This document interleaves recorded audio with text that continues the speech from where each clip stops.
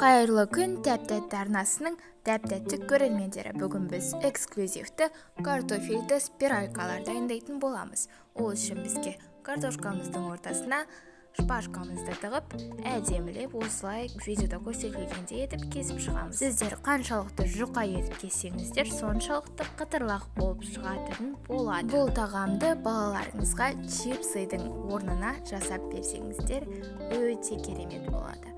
Сіздер бұның ішінде не бар екенін және де қандай қоспалар қосылғанын толықтай біліп, өз балаңыздың не жеп жатқанын біліп отыратын боласыз.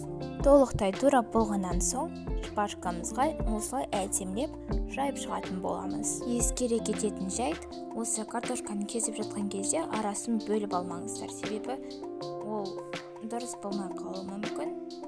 Отбасыларыңызда қанша адам бар, сонша спиралькалар жасасаңыздар болады. Мен 5 жасадым.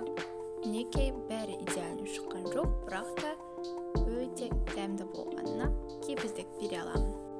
Және де отқа майымызды қойып, әдемілеп қыздырып алғаннан соң, осылай біртіндеп сала бересіздер. Картофеліміз піскеннен соң, тұз, өз қалауыңызша неше түрлі специя дәмдеуіштер қоссаңыздар болады.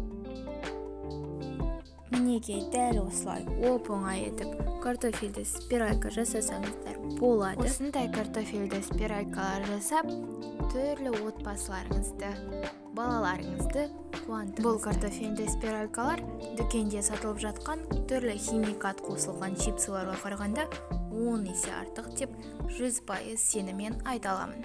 Астарыңыз дәмді болсын, сіздермен бірге болған тәп-тәтті Айдара.